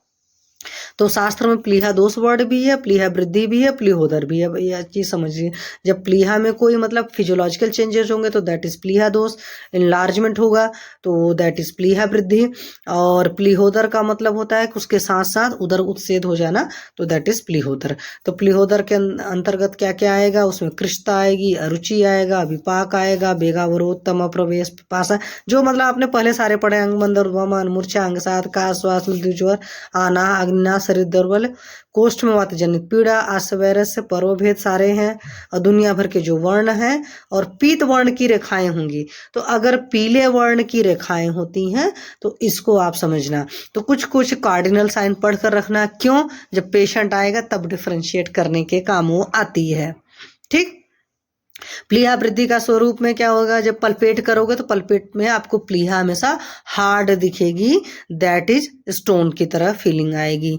और उसके अलावा शुरुआत में जब रहती है तो कछुए के जैसी लगती है और बाद में हार्ड रखती है। तो ये आपको कैसे पता चलेगा, जैसे आपके पास हेल्दी पेशेंट आते हैं जिनको स्प्लीन की प्रॉब्लम नहीं है, उनकी प्लीहा को लेफ्ट साइड में होती है, आपको मालूम ही है, तो उसको जरूर पल्पेट किया करिए। उससे ये पता रहेगा कि जब कोई वैसे स्प्लीनोमेगाली वाला केस आएगा तो पता चलेगा अच्छा इसकी स्प्लीन कैसे है। ठीक, तो इसीलिए हेल्दी इंसान को देखोगे then you can diagnose disease person. फिर एक के दार उधर में पता है लेफ्ट साइड में था, राइट साइड में तो आपका यकृत तो वैसे ही इतना बड़ा सा 2/3 एरिया को ऑक्यूपाई कर रहा है राइट साइड में, तो आप उसको देखोगे तो पल्पेशन से ही अधिकतर इनलार्जमेंट ऑफ लीवर दिखता है। और जब बहुत ज़्यादा बढ़ जाता है तो पेशेंट को देखकर भी पता चल जाता है भाई हिपेटोमेगाली का केस है। ठीक है, तो क्रॉनिक हिपेटोमेगाली इसमें है, और इसमें दोनों में जो कॉजेज हैं मतलब वजहें हैं वो स्प्लीनोमेगाली और हिपेटोमेगाली के कॉजेज सेम होते हैं और उनके ट्रीटमेंट भी सेम होते हैं, इसीलिए अलग से डिफाइन नहीं किया। किसी ने क्रुदालुदर डिफाइन किया, किसी ने प्लीहोदर डिफाइन किया, बट मेडिसिन दोनों चलती हैं, जैसे रोहित का अरिस्टर सरपुंखा वगैरह सब सारी चीज़ें दवाएं हैं। और बद्ध गुदोदर में क्या होगा कि किसी वजह से वो बालू अंदर खा लिया, कंकड़ चला गया, ये सब सारी चीज़ों से वो बध जाती है। बध जाने के बाद में ऑब्स्ट्रक्शन जो होता है इंटेस्टाइनल, मतलब सिंपल सी आप ये समझो कि ऑब्स्ट्रक्शन वाला जो केस होता है इंटेस्टाइनल ऑब्स्ट्रक्शन, वो आपका बद्ध गुदोदर में आता है। तो इसमें जब ऑब्स्ट्रक्शन हो जाएगा तो तृष्णा, दाह, ज्वर, मुख तालुसोस, उरोम पीड़ा, कास वास, दुर्बलता, रुचि, मतलब सब में वही है। तो इंटेस्टाइनल ऑब्स्ट्रक्शन की कंडीशन में सारे फील होंगे, बढ़िया से होगा। बेगावरोध, आदमान, वमन, छवतु, सिर हृदय, नाभि तथा गुरुत्व प्रदेश में सोल, वायु करुद, वैसे भी ऑब्स्ट्रक्शन हो गया है तो भाई डिफाइन तो होगा कि ना यूरिन निकल रही होगी, ना वॉमिट हो पा रहा होगा, या एक्सेस भी कई बार होगा, पेन वगैरह होगा, सब सारी चीज़ें होती हैं। डिपेंड ऑन द कि मतलब इंटेस्टाइनल ऑब्स्ट्रक्शन की क्या कंडीशन है, उसके हिसाब से भी लक्षण आते हैं। फिर छिद्रोदर में भी क्या है कि बालू के कण, हड्डी है, ये सब तिनके उनके भी कहीं हैं, उन सब से क्या हो जाता है कि ये अंदर पहुंच गया है, उसके बाद आप बार बार जमाई ले रहे हो, अध्यसन कर रहे हो, तो उससे आंतें अंदर फट जाती हैं और फट करके आंत पक जाती है, और पक जाने के बाद जब पक जाएगी तो अंदर छेद हो जाएगा, और छेद हो करके सारी चीज़ें बाहर निकलने लगेगी, और बाहर जब निकलेगी तो जो पेरिटोनियल कैविटी है वो भर जाएगी, और फिर उससे क्या होगा उधर में नाभि के नीचे अधोभाग में वृद्धि होगी, चुभने की सी पीड़ा होगी, विदा होगी, बहुत कंडीशन खराब होती है। परिसरावी उधर सुर ने कहा है, पक्का सी बात है, जब ऐसा सब कुछ हो जाएगा तो असाध्य अवस्था होगी। और छिद्रोदर का प्राय नाभि के नीचे होता है, रोगी को लाल, नीला, पीला, पिछल, 100 के समान दुर्गंधित एवं कच्चा मल आने लगता है, और हिक्का का श्वास प्रमेय रोचक होते हैं, और इतने खतरनाक मरीज मैंने अभी तक नहीं देखे हैं, तो देखा होता सामने से बताती, क्योंकि अधिकतर इस तरह के पेशेंट मॉडर्न में भी नॉर्मल ओपीडी में नहीं नजर आती है, सब सारे आईसीयू वाले केस हैं समझो आप, है ना। और छिद्रोदर को उद्कोदर का हेतु माना हुआ कि छिद्रोदर के बाद उद्कोदर मतलब वही आपका एसाइटिस हो जाता है। तो परफोरेशन ऑफ इंटेस्टाइन या पेरिटोनाइटिस आप जानते हो बहुत क्रिटिकल कंडीशन होती है, मॉडर्न में तो तुरंत सर्जरी कर देते हैं। जलोदर के लिए क्या है, एक दुष्चिकित्सा व्याधि है, त्वचा और मांस के बीच में बद्ध पानी आया उधर रोग, आपको पहले ही पता है।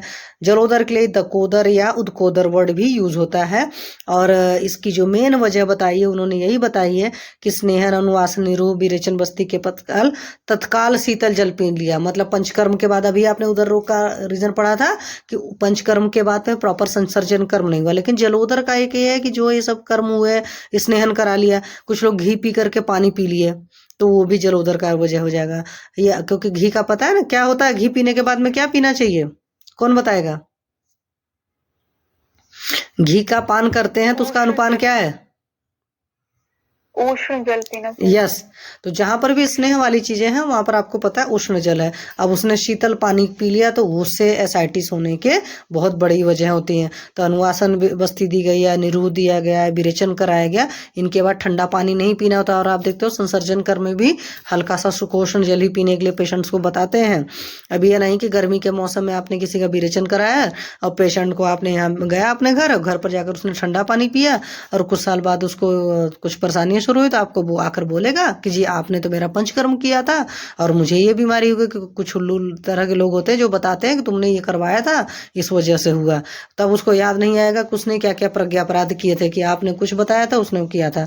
तो उसको ये भी बताना है कि ये करना नहीं, ये करोगे तो आपको ये बीमारी होगी। तो जो एलोपैथी वाले थोड़ा सा डराने वाली प्रैक्टिस करते हैं ना, आयुर्वेद में भी बताना पड़ता है। डरा हम नहीं रहे, हम रियल सिचुएशन जो वर्स्ट कंडीशन कल को होगी वो आज तुम्हें पहले ही बता दे रहे हैं। फिर प्राणवायु अपानवायु जठराग्नि की दुष्टि, अन्य उदर रोगों की अंतिम परिणति के रूप में जलोदर की उत्पत्ति और स्रोतों का उपलिप्त होना। तो ये सब सारी चीजें उदक व स्रोतस की दुष्टि, ये सारे स्रोतस की दुष्टि आपने पहले पढ़ रखा है और वजह बता दिया। तो सारे निदानों से क्या होगा, अग्निमांद होगा। अग्निमांद होने के बाद आम और कफ आपस में दोस्तों से समूर्छना की तरह मिलेंगे, फिर उससे पिछल श्लेष्मा बनेंगे, क्योंकि आम और श्लेष्मा दोनों मिला तो पिछल श्लेष्मा बना। फिर से क्या होगा, वायु द्वारा उदक व स्रोतस में प्रेरित होंगे, फिर वो उदक व स्रोतस दुष्टि एवं दोषों का स्थान संश्रय होगा, और फिर उदक का त्वक एवं मांस के मध्य में बीमार गमन होगा या स्थान संस्कृत होंगे, और फिर से जलोदर रोग की उत्पत्ति होगी। तो प्लीज इसको लिख लिख करके पढ़िएगा। जैसे पढ़ने में टफ होता है, लिखने में एग्जामिनेशन में और टफ होता है, बट रे डायग्राम बना करके प्रैक्टिस कर लोगे तो हो जाएगा। और लक्षण में क्या होगा, अनन्न काछा, मतलब कि खाना खाने की बिल्कुल इच्छा नहीं होती, पिपासा होता है। और जलोदर के रोगी में इन्होंने दे रखा है गुद मार्ग से निरंतर जल का शरण। हालांकि मैंने एसाइटिस के पेशेंट्स देखे हैं, बट इस तरीके से मैंने उनका पूछा नहीं कि इस चीज को, अगर आप लोग को ओपीडी मिले पेशेंट्स तो जरूर पूछिएगा क्या गुदा से निकल रहा है लगातार फ्लूइड, सूल होगा। अब पानी पूरा भर गया तो पक्का सी बात है कि अच्छे से वो सांस ही नहीं ले पाएगा, तो श्वासाधिक्य ये प्रॉब्लम आती है, ब्रेथलेसनेस की प्रॉब्लम जलोदर के मतलब पेशेंट्स को आती है, ये तो देखा हुआ है। कास होगा, दौर्बल्य होगा, उदर प्रदेश पर बहुत सारी रेखाएं बन जाती है, बहुत तना तना सा पेट होता है, आपको पता ही है, और सिराओं का जाल पूरा फैला रहता है, और स्पर्श करने पर अंदर जैसे लगता है कि पानी भरा पड़ा है, तो धृति या मशक की तरह पेट में क्षोभ होना होता है।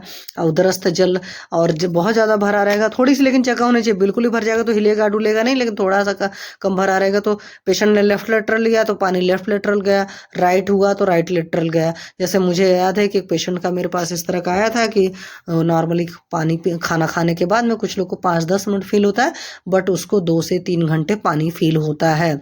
अब क्या है, पेशेंट अभी ठीक ठाक सा है, जब उसकी कंडीशन ज़्यादा खराब हो जाएगी तब वो आएगा। लेकिन मेरे पास इस तरह का भी एक पेशेंट की ऑनलाइन हिस्ट्री में आया था कि मैम मेरे साथ ऐसा होता है कि मैं पानी पी लेता हूँ तो उसके 2-3 घंटे बाद भी मुझे फील होता है, मैं जिधर करवट लेता हूँ। तो तुरंत आपको याद होना चाहिए।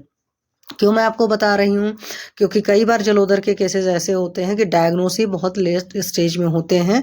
मेरे नोन में एक लोग का अल्ट्रासाउंड में वाले ने, जिसने अल्ट्रासाउंड किया था, उसने 2-3 साल पहले बता दिया था कि आपको ये परेशानी है। बट मॉडर्न के जो डॉक्टर्स होते हैं, मतलब जो आप ओपीडी में जिन डॉक्टर्स को दिखाते हो, उन्होंने बिल्कुल लास्ट स्टेज में डायग्नोस किया कि आपको एसाइटिस है, क्योंकि उसने देखा होगा थोड़ा बहुत पेरिटोनियल फ्लूइड में कैविटी में रहा होगा पानी, तो उस बेसिस पर उसने बता दिया। वो अच्छा तरीके से अल्ट्रासाउंड किया होगा। और इसी तरीके से जैसे आप देखो कि यूबी जब कराते हो, किडनी यूरिनरी ब्लैडर वाला, तो जिन लोग को भी पीआईडी वाईडी रहता है या जिन लोग को यूटीआई रहता है, क्रॉनिक यूटीआई, तो उनके केस में क्या होता है कि यूबी में ब्लैडर में पोस्ट वाइडल यूरिन और बिफोर जो है प्री वाइडल यूरिन, तो अमाउंट देखते हैं ना, तो उसी से पता चला देते हैं ना कि आपको यूरिन के इन्फेक्शंस वगैरह है कि नहीं है। बट इंसान उसको इग्नोर मार देता है, और जो लोग अच्छे होते हैं वो तुरंत उसका ट्रीटमेंट कराते हैं, फिर क्योर हो जाते हैं। तो शत्रु क्यों मानते बीमारियों को, क्योंकि इग्नोर कर दिया तो वो बढ़ जाती हैं। ठीक है। और जलोदर के उपद्रव मोमन अतिसार तमक श्वास तृष्णा कास हिक्का दौर्बल्य पसलिम सूल अर्चुस्वर बेगावरोध सारे आते हैं। साध्यता असाध्यता में वातोदर पित्तोदर कफोदर प्लीहोदर सनिपादोदर उत्तरोदर कष्ट साध्य होते हैं। मतलब वात से ज्यादा पित्त वाला असाध्य होगा, मतलब कष्ट साध्य होगा, पित्त से ज्यादा कफ वाला, कफ से ज्यादा प्लीहोदर वाला, प्लीहोदर से ज्यादा सनिपादर। और बद गुदोदर जो ऑब्स्ट्रक्शन वाला था, इन्होंने बोला 15 दिन से ऊपर होने पर असाध्य हो जाता है। छतोदर जो होता है जहां पर कट पट गया है तो कृच्छ साध होता है, और जलोदर जी असाध्य डिफाइन किए ही हुए हैं। असाध्य लक्षण में सुनाच्छे होगा, मतलब कि आंखें पूरी दम हो जाएंगी, सूज जाएंगी, उपस्थ जो होता है वो भी टेढ़ापन हो जाएगा, और उदर प्रदेश जो है गीला लगे, जो आपके पित्तोदर में था, आपको याद है। और त्वक का अत्यधिक पतला, बहुत पतली स्किन हो जाएगी, शारीरिक मानसिक शक्ति का भी क्षीण हो जाएगा, मांस तथा पाचक अग्नि क्षीण हो जाएगी, मर्मस्थल में शोथ होगा, श्वास का रुचि प्यास पुरछा भ्रमण अतिसार, जो आपने सभी देखा था। अब अवस्था विशेष के हिसाब से दो तरह का जलोदर होता है, एक स्वतंत्र होता है, एक परतंत्र होता है। स्वतंत्र का मतलब होता है कि नॉर्मल ऐसे हुआ था, परतंत्र का मतलब हृदय उदय रोग हुआ था उसके अगेंस्ट में होता था। तो कार्डियोमेगाली वगैरह के थ्रू जब पेशेंट्स को होता है तो उसके अगेंस्ट में भी एसाइटिस वगैरह होते हैं। या मैं आपको बताऊं जो मैंने देखे हुए हैं या समझे हुए हैं, तो कई बार डायबिटीज़ वगैरह के पेशेंट्स को लास्ट में एसाइटिस हो जाता है, किडनी वगैरह की प्रॉब्लम होती है तो उसकी वजह से हो जाता है। भाई किडनी प्रॉपर कर ही नहीं रही, फ्लूइड को निकाल ही नहीं रहे बाहर जो, तो वो बॉडी में पानी इकट्ठा हो जा रहा है तो वहाँ से भी एसाइटिस हो जाता है। या कई बार हिपेटोमेगाली पहले हुई तो उसके बाद में भी एसाइटिस हो गया। या जितने आपके वातोदर पित्तोदर कफोदर दुनिया भर के थे पहले ये डेवलप हुए, बाद में एसाइटिस में कन्वर्ट हो गए। तो ये सारी चीज़ें वजह होती है। तो मॉडर्न में ऐसे दे रखा है ascites due to hepatic cirrhosis and portal hypertension, ascites of renal origin, ascites of cardiac origin, tubercular peritonitis, फिर एसाइटिस ड्यू टू कैंसर, फिर एसाइटिस ड्यू टू हाइपोप्रोटीनीमिया और ascites due to retention of flatus water and stool. तो ये बहुत सारी वजह हैं जिसकी वजह से ये सारी चीज़ें हो सकती हैं। और उसके बाद एक अजातोदक है और जातोदक है। अजातोदक मतलब होता है जिसमें अभी ज़्यादा पानी का कलेक्शन नहीं हुआ है, ज़्यादा शोथ नहीं हुआ है, मतलब शोथ हुआ ही नहीं है, हृदय नाभि वंशड़ कटिगत प्रदेश में सूल रहेगा और सिरा जाल रहेगा और गुड़गुड़ाहट रहेगा। और जातोदक जो हो जाएगा उसमें ज़्यादा जल का संचय हो जाएगा तो ज़्यादा उदर हो जाएगी, वो मशक के समान लगेगी, मतलब फुली फुली से उसको छूओगे तो टच करोगे। जैसे पुराने जमाने में मशक का मतलब होता ना, पुराने जमाने में लोग जब कहीं सफर में जाते थे तो मशक होता था, उसके अंदर पानी भर कर ले जाते थे पीने के लिए। और सिरा जल तो लास्ट में बिल्कुल सिरा जल दिखाई ही नहीं देगा, कई बार वो ख़त्म भी हो जाएगा जो क्योंकि बहुत ज़्यादा पानी भर चुका है। तो जातोदक है, वो फिर साध्य अवस्था आ जाती है। तो मेरे ख्याल से इस तरह के क्वेश्चंस कम ही आते हैं। अपना सिलेबस एक बार देख लेना। सामान्य चिकित्सा सूत्र मैं आपको अभी बता देती हूँ थोड़ा सा शॉर्टकट में, काफ़ी इसमें दे रखा है हालांकि, और लगेगा तो कल एक बार फिर से रिवाइज कर दूंगी। चिकित्सा में इसमें रेचन ही कराते हैं, ये बात समझ लो, मतलब विरेचन देते हैं क्योंकि विरेचन के थ्रू पानी निकल जाएगा। और इसमें एक चीज़ और है कि हमेशा पेशेंट को कम से कम 6 महीने तक दूध पर रखते हैं, ठीक है। और सॉल्ट रिस्ट्रिक्टेड डाइट तो होती है, बाद में भी जब पथ्य पालन कराना शुरू करते हैं तो सॉल्ट रिस्ट्रिक्टेड डाइट होती है। तो मेनली और अग्नि बल वगैरह सारी चीज़ें देखी जाती है। पेशेंट बिल्कुल ही हो चुका है तो ट्रीटमेंट आप करने चल रहे हो, क्योंकि आयुर्वेद में वैसे ही मरीज साध्यावस्था वाला था तो पहले पेशेंट के जो रिलेटिव होते हैं उनको कंडीशन बता करके ही ट्रीटमेंट करना चाहिए, ठीक है। तो इसमें विरेचक औषधि देंगे, मैंने बताया ना कि आप विरेचन देते हो तो विरेचन में विरेचक औषधि डिपेंड करता है, प्रकृति के हिसाब से डिसाइड कर सकते हो। और संसर्जन कर्म बाद में कराओगे, फिर दूध वगैरह का होगा जो यहाँ पर है। पर नॉर्मल प्रैक्टिस में हम लोग क्या करते हैं, विरेचन देते हैं जिससे बढ़िया से रोज उसके निकलता रहे कचरा, और दुग्ध पर रखते हैं और कुछ भी नहीं खाने पीने को देते हैं। हालांकि बुक में आपके दाडिम का रस, लवण मिश्रित युग का यूज, मांस रस का सेवन वगैरह सब दे रखा है। डिपेंड ऑन द पेशेंट के अंदर दम है तभी दे रखा है। जठराग्नि को बढ़ा लेंगे तो अस्थापन भी दे सकते हैं, उदावर्त होगा तो स्नेह स्वेदन प्रचार निरूह वस्ती दे रखा है। दुनिया भर के इसमें सब है जो हम लोग करते हैं, मैंने आपको बता दिया। उसके अलावा जो इसमें है 10 मूल आदि द्रव्यों से सिद्ध तीक्ष्ण बस्ती देंगे, कचरा निकालेगी। और वातनाशक द्रव्यों से सिद्ध अनुवासन तेल से, एरंड तेल से अनुवासन भी देते हैं, पर अच्छी कंडीशन आने पर देते हैं। और औषध प्रयोग के पश्चात क्षीर का प्रयोग अवश्य करें। और दुग्ध देवताओं के समान अमृतकारी होता है, या आपके चरक में साफ साफ लिखा हुआ है कि क्षीर पर रखना होता है। पेशेंट हमारे पास चूंकि लास्ट स्टेज में ही अधिकतर आते हैं, मतलब कि एलोपैथी से हिम्मत हार करके, तो हम लोग तो डायरेक्ट दूध पर उनको रखते हैं और मेडिसिन देते हैं। वातोदर की चिकित्सा में क्या होगा भाई, स्नेहन स्वेदन करा देंगे, स्नेहन स्वेदन करा के बाद में और उसको फिर कपड़े से बांध देंगे। आज की डेट में आपको पता है कि एसाइटिस के केस में फ्लूइड निकाला जाता है, तो वो फ्लूइड एक साथ नहीं निकालना चाहिए कि वरना शॉक हो जाता है, पेशेंट की डेथ उससे भी जाती है। तो हमारी बुक में भी साफ साफ लिखा है कुछ कुछ दिन के इंटरवल पर थोड़ा थोड़ा करके फ्लूइड निकालना चाहिए। बट हर जगह जो भी विचार करोगे शारीरिक बल और अग्निबल को देख करके ही विचार करोगे, अपने मन से कुछ भी नहीं। हालांकि लिखने को तो आप लिख सकते हो, वातज वाले में क्या करोगे, 200 सामक घी दोगे, यूज दोगे। अग्निमांद वगैरह में याद है कि आपने लवण द्रव्यों से या लवण से साधित करके घृत दिया था, या वातनाशक द्रव्यों से सिद्ध करके घृत दिया था। तो यहाँ पर भी उदर रोग में भी 200 सामक घी देना, यूस है, मांसरस है, चावल का सेवन इसमें है, वरना हर जगह नहीं, कुछ जगह बिल्कुल निषेध है। वातनाशक बस्ती, अभ्यंगन वासन बस्ती, दुग्ध का प्रयोग है, ये यहाँ पर कराया। बट उसके सबसे पहले शुरुआत में हर जगह विरेचन है, चाहे वात उदर हो, पित्त उदर हो, कफ उदर हो।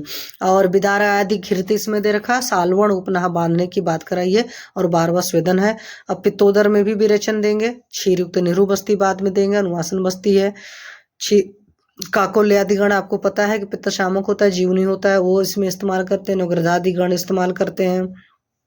और इसमें स्नेहन अरे मतलब सॉरी विरेचन कराने के लिए आप अपनी अमलतास को बहुत बढ़िया से यूज़ किया जाता है। पित्तज प्रकृति वालों में यूज़ किया जाता है। डायबिटीज़ के पेशेंट के लिए मैं आपको बताऊं, अगर पेशेंट को कॉन्स्टिपेशन रहता है तो वहाँ पर भी अमलतास फल मज्जा मतलब आरगवत फल मज्जा यूज़ की जाती है। एक्चुअली संस्कृत वाले वर्ड ज़्यादा अच्छे लगते हैं, अमलतास मुझे कम पसंद आता है, तो आरगवत फल मज्जा यूज़ करते हैं। निशोध का कल को एरंड मूल क्वात के साथ में दुग्ध सेवन करा सकते हैं, उससे भी बढ़िया से निकल जाएगा। और दुग्ध इटसेल्फ आपको पता है आपको विरेचक औषधि होती है। और सुबह से शाम तक पेशेंट को, जैसे अभी एक पेशेंट आया हुआ है, उसको बहुत ज़्यादा भूख लगती है एसाइटिस का होने के बावजूद में भी, तो भी दिन भर सिर्फ दूध देना, उसके अलावा नथिंग मोर देन दैट, मतलब कुछ भी नहीं देना, ना एक बूंद पानी पीने को देना, ना कोई खाना देना, अगर वो चाहता है जिंदा रहे। और उसके अलावा दूध वगैरह गोमूत्र भी दे सकते हो दुग्ध के साथ में, बस्ती प्रयोग भी दे रखा है इन्होंने। और कफोदर वाले में तो सिंपल कटु और क्षार द्रव्यों के साथ सिद्ध करके कफनाशक, और गोमूत्र बहुत बढ़िया काम करता है कफोदर के लिए, क्योंकि गोमूत्र आपको पता ही तीक्ष्ण होता है, तो लेकिन उस गोमूत्र के साथ कफनाशक अरिष्ट देंगे। और बहुत सारे लोग ट्रीटमेंट में ही क्या करते हैं कि गोमूत्र देते हैं, आसव अरिष्ट देते हैं, और भूख लगने पर दूध पीने को देते हैं। ठीक है, ये सारी चीज़ें हैं। पिपल्यादि कषाय है, और पिपल्यादि कषाय के साथ मुस्कादि गण है, ये आपके सुश्रुत में सब सारी चीज़ें दे रखी है। बाद में भोजन दे सकते हो त्रिकटु वगटु के साथ मिक्स करके। और सन्निपातोदर वगैरह में क्या है कि शुरुआत में तो आपने विरेचन कराया सप्तला संकली से, सिद्धघृत से 15 दिन तक विरेचन दिया, फिर स्नुही चीर सुरा गोमूत्र और सिद्धघृत से विरेचन दिया। और लास्ट में क्या करते हैं, इसमें विष प्रयोग कराते हैं। जब ये समझ लिए भाई पेशेंट अब जिंदा ही नहीं रहना है, तो वहाँ पर मुझे अपना चरक का याद है कि उन्होंने क्या कहा कि एक मतलब मटका है, उसको गर्म करिए आग पर रख करके, और अंदर रख दीजिए केले रख दीजिए, और केले के साथ में सांप रख दीजिए, और रख करके मुंह बंद करके आग जला दो। तो आग जला दोगे तो क्या होगा, सांप गर्मी से उस केले को बार बार डंस मारेगा, और डंस मारेगा तो वो वाला जो केले में पॉइजनस हो गया, वही सांप वाला जो उसको सांप ने डंस मारा हुआ है, तो सांप के डंस वाले केले को आप पेशेंट को खिला दो। अगर पेशेंट को बचना होगा तो बच जाएगा, क्योंकि विष ही विष की चिकित्सा है। तो लास्ट स्टेज में वो किया हुआ है, सर की बुक में वाला नहीं देखा, बट वो मुझे आज भी याद रहता है, उसी टाइम का पढ़ा है कॉलेज का, पर वो बहुत बढ़िया सा रहता है। आइडियली उसको यूज़ नहीं करते हैं, बट ये है कि लास्ट कंडीशन में दैट कैन बी यूज्ड। हो सकता है कोई इस तरह की हिम्मत करे। प्लीहोदर है, तो प्लीहोदर में भी स्नेह शोधन विरेचन कराने पर निरोहण और अनुवासन बस्तियों का प्रयोग है। और हाँ, एक चीज़ और मैं आपको बताऊंगी जो प्रैक्टिकली हम लोग यूज़ करते हैं, कि अगर किसी को स्प्लिनोमेगैली हो, या नॉर्मली भी अगर आपको लगता है कि सामने वाले को स्प्लिनोमेगैली या स्प्लिन टाइप की कुछ भी प्रॉब्लम है, तो उस केस में जब आप ब्लड लेटिंग करवाते हो या पेशेंट का ब्लड टेस्ट के लिए भेजते हो, तो वहाँ पर आपका लेफ्ट एल्बो ज्वाइंट से बोलिए जो भी आता है ब्लड निकालने, वो निकाले। और किसी को लीवर की प्रॉब्लम है तो हमेशा राइट वाले से निकाले, मतलब राइट एल्बो जॉइंट से। तो मैं क्या करती हूँ, पेशेंट को जैसे मान लो ऑन ऑफ निकलवाता है, ब्लड टेस्ट कराता है, तो आप बता दो इस बार मान लो लेफ्ट से किया, अगली बार उसने राइट से किया, ठीक है। तो इस तरीके से भी करके और पेशेंट का थोड़ा सा अच्छा ब्लड निकलवा लो। जैसे मैं तो अपने सामने क्या करती हूँ कि मेरे सामने ब्लड निकालिए, तो मैं ब्लड की कंडीशन भी देखकर मुझे पता चल जाता है कि वातज दूसरी उसमें है, पित्तज है, कफज है, ये तक देखने से आपको पता चलता है। तो कई बार आप ब्लड अपने सामने निकालेंगे, उसको देखिएगा, तो वहाँ से भी आप उसके दोषों को डिसाइड कर सकते हैं। तो ये भी बहुत अच्छा तरीका है। तो प्लीहोदर के केस में लेफ्ट क्यूबाइटल फोसा से निकलेगा, और ये अगर आपको हिपेटोमेगाली वगैरह का तो राइट क्यूबाइटल फोसा से, मतलब राइट साइड से ब्लड निकालिए या ब्लड लेटिंग कराइए। और ये आपकी बुक में दे रखा। और आज की डेट में जो भी आयुर्वेद के प्रैक्टिशनर है इन चीज़ों को फॉलो करते हैं। उसके अलावा षटफलघृत है, पिपली है, सगुड़हरितकी है, क्षार है, अरिष्ट, इन सबका यूज किया जाता है। और जब भी इस तरह की ब्लड लेटिंग है तो आपको याद है कि रक्त मोक्षण के केस में हमेशा थोड़ा सा खीर उर टाइप की चीज़ें खिलाते, तो इन्होंने दही के साथ भोजन करा करके तभी थोड़ा सा पिच्छल पदार्थ खिलाकर तब रक्त मोक्षण कराते हैं।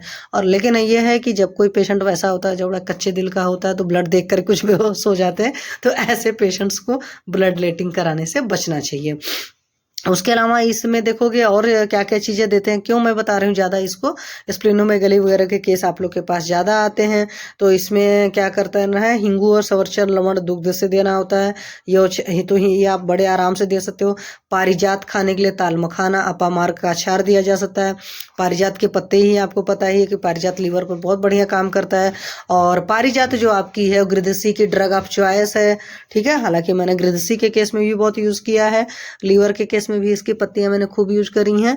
और थोड़ा कड़वा होता है, पेशेंट को काढ़ा पिलाइए, जिसको भी बैक की प्रॉब्लम रहती है बहुत जल्दी आराम आता है। ठीक है। फिर सहजन की उसमें तेल मिलाकर पिपली, सेंधव, चित्रक डालकर देना है। लता करंज के क्षार को अमृतसुत कांजी में घोलकर बिड, लवण और पिपली मिलाकर के देंगे। ये सब रट लेना तो रट लेना, नहीं तो छोड़ देना। बद्ध गुदोदर में क्या करते हैं, स्वेदन और तीक्ष्ण औषध पिलाकर गोमूत्र और में तिल, तेल, लौंड मिलाकर के नीरू अनुवासन देने का विधान है। और उदावर्त रोगनाशक और वातनाशक औषधों का प्रयोग करना चाहिए बद्ध गुदोदर में। बद्ध में सिंपल सी बात है, ऑब्स्ट्रक्शन है तो उदावर्त रोगनाशक और वात दोषनाशक औषधियों का प्रयोग होता है। इतना अलग अलग मेरे ख्याल से रियल ही आप लोग में पूछा जाएगा। छिद्रोदर में कफज रोग के समान चिकित्सा की जाती है, और स्वेदन छिद्रोदर में नहीं करना है। तो क्या नहीं करना वो जरूर आपको याद रखना चाहिए। और हमेशा अगर मांस और अग्निबल क्षीण हो गया तो पेशेंट हो गया असाध्य हो गया तो भेज दो भाई, फिर आगे ट्रीटमेंट मत करो। तो बुक में अगर कुछ भी ऐसा लिखा है तो पहले आप वो लाइन लिख दीजिएगा, तो सामने वाला वहां से समझता है। जलोदर जी हो गए तो गोमूत्र से युक्त तीक्ष्ण क्षार देना है। उसी तरह की औषधि यूज करनी है, कफनाशक आहार देने हैं उनको, और जल का प्रयोग कम से कम कराएं। जैसे मैंने बताया आज की डेट में हम लोग पेशेंट को पानी पीने को बिल्कुल मना कर देते हैं, और कोई भी ऐसी दवाएं देते हैं जिससे यूरिन का फ्लो बहुत ज्यादा फैल जाए। जैसे आपको पता है गोच्छरू है, पुनर्नवा है, गोच्छरू आदि गुगुल है, ये सब सारी दवाएं देते हैं। क्योंकि कचरा निकालने का दो ही तरीका है ना बॉडी में, भाई पानी भरा पड़ा है तो यूरिन के थ्रू आउटपुट निकलेगा, और पॉटी कराओ जो भी कचरा है। तो मेनली आज की डेट में यही ट्रीटमेंट किया जाता है कि दूध पर रखा जाता है, आसोरिस्ट दिए जाते हैं, और इस तरह की दवाएं दी जाती हैं जिससे यूरिन का फ्लो बहुत ज्यादा बढ़ जाए। तो उस तरीके से हम अपने आयुर्वेद में ठीक करते हैं। और शस्त्र कर्म का इसमें है, नाभि के नीचे बाईं और 4 अंगुल छोड़कर चीरा लगाएं, वही मतलब पानी निकालें, वो मैंने आपको पहले ही पढ़ाया है। तो ये सब सारी चीजें हैं। फिर 3 मास तक लगातार ये सब सारे काम करेंगे। और जो आपका वाटर निकालने वाला है वो 3, 4, 5, 6, 8, 10, 12, 16 दिन का अंतर रखकर जल का निर्हरण करें, जो मॉडर्न वाले खूब करते हैं। और हमारे आयुर्वेद में भी हो सकता है कुछ लोग करते हो, पर मुझे एग्जैक्ट नहीं पता है। वातोदर में कुष्ठादि चूर्ण, समृद्धादि चूर्ण और 10 मूलादि घृत, ये 3 चीजें यूज करते हैं। और उसके अलावा एरंड तैलादि योग और पटोलादि चूर्ण, रट्टा मारना तो मार लेना, और देवदारवादी लेप का यूज करते हैं। पित्तोदर में हपुषादि चूर्ण, पटोलादि, त्रिवित और द्राक्षारिष्ट यूज करते हैं, जीवनी घृत वगैरह, नाराज चूर्ण वगैरह, ये सब सारी चीजें देते हैं। इतना सारा नहीं याद हो पाए तो याद रखना, एरंड के तेल को 10 मूल के क्वाथ से दे देंगे वात में, या त्रिफला चूर्ण को गोमूत्र के साथ देंगे, या 10 मूलादि क्वाथ में गोमूत्र मिलाकर पान करा देंगे। ठीक है। पटोलादि चूर्ण आपका वातज में भी है और पित्तज में भी है। ठीक, इस बात का याद रखना। या जो मैंने ट्रीटमेंट बताया है वो ट्रीटमेंट रट्टा मार लेना, आप अपना लिख देना। और कफोदर में पिपल्य आदि चूर्ण देते हैं, और पिपल्य आदि चूर्ण के अलावा वत्सकादि गण योग देते हैं, साथ में पिपल्य आदि चूर्ण और क्षार भी देते हैं। सब सारी चीजें, बहुत सारे क्षारों से ट्रीटमेंट वगैरह कराना है। और सन्निपादोत्तर में दंती फल और द्रवंती फल का तेल देते हैं पीने के लिए, पिपल्यादि क्षार इसमें भी है। हपुसादि था, हपुसादि भी इन्होंने यहाँ फिर से सन्निपादोदर में भी घुसाया है। नारायण चूर्ण है, अभयाबटी वगैरह है। और प्लिहोदर में रोहित का घृत देते हैं हम लोग, हालांकि रोहित का रेस्ट वगैरह ज्यादा यूज करते हैं। बिडंगादि छाड़ है, सालमली है, सरपुंखा एवं आदि कुष्ठादि। सैंधवादि चूर्ण आप रट लेना, दारुण प्लिहोदर में देते हैं, तो बहुत अच्छा है। इसको आप लोग बनाकर भी अपने पेशेंट को दे सकते हो। बिडंगादि चूर्ण वगैरह है, वज्र क्षार, अग्निम लवण, लवण तेल वगैरह है, लहसुन तेल वगैरह है, सारी चीजें हैं। और बद्ध गुदोदर भी ऐसे ही है। तो ट्रीटमेंट वगैरह अगर आपके सिलेबस में होगा तो मैं इसको अच्छे से कल पढ़ा दूंगी, अदरवाइज नॉर्मली ज़्यादा नहीं। और यूरिन अभी बात हुई थी निकलने की, तो यूरिन के लिए पुनर्नवादि क्वाथ वगैरह पुनर्नवा के थ्रू बढ़िया निकलती है। आरोग्यवर्धनी वटी दे सकते हो, इच्छा विधि रस दे सकते हो, ये सारी चीज़ें हैं। और पथ्य में सिंपल सी बात है, दुग्ध पर ही रखते हैं, हालांकि इन्होंने सारे पथ्य लिखे हैं, लाल चाली चावल, जो मूंग जागल, प्राणियों का मांस रस, सब सारी चीज़ें, मूत्र वगैरह, आसोरिष्ट वगैरह, मधुसीरा, सुराधाडिंदुने, ग्रिसर करा दें। अपथ्य में अनुप और आदुक, औदक, मतलब औदक और आनुप जैसे प्राणियों का मांस अपथ्य हो जाएगा, क्योंकि आनुपम तो कफोल बड़म, दिवासन वगैरह तो रहेगा। पिष्टान वगैरह नहीं खाना है, जैसे वो भी मैंने कहा ना, वात वाले में चावल लिखा था, बट यहाँ अपथ्य में लिखा है, इसलिए मुझे याद रहता है। तिल, व्यायाम, अधिक पैदल चलना, दिवा स्वप्न सवारी से यात्रा करना, उस नमकीन खट्टे गुण पदार्थ सब साध है। सिंपली तो हम लोग सब कुछ खाना तो बिल्कुल बंद ही कर देते हैं। अब आप लोग ये बताओ, क्या आपके सिलेबस में इसकी चिकित्सा बड़े अच्छे से पूछी है तो करें, अदरवाइज सिंपल सा है कि चिकित्सा में इतना लिख देना है कि पेशेंट को पानी पर नहीं देखना है, सारा खाना वाना बंद करके सिर्फ पेशेंट को दूध पर या क्षीर पर रखना है। और आसवर्ष्ट देंगे अग्नि को बढ़ाने के लिए, और मूत्र रेचक औषधि देंगे और विरेचक औषधि देंगे। जब कुछ नहीं याद आए तो इतना बड़े याद रखना। अब विरेचक औषधि में इच्छाभेदी रस भी दे सकते हो, आरोग्यवर्धनी भी दे सकते हो, अभयारिष्ट वगैरह भी दे रखा है, द्राक्षारिष्ट भी दे रखा है। तो द्राक्षा तो याद ही रखना, द्राक्षा पित्त सामक होता है, तो मतलब पित्तोदर में बड़े आराम से यूज कर सकते हैं। चलो अब आप लोग बताओ, अदरवाइज कल नया चैप्टर शुरू करेंगे। बताइए क्या है आपके सिलेबस का हालचाल। हाँ जी बच्चा पार्टी, उठो प्यारो, उठो लाल, अब आंखें खोलो। एक तो वैसे ही इतने कम लोग हो। हाँ जी सब सो गए।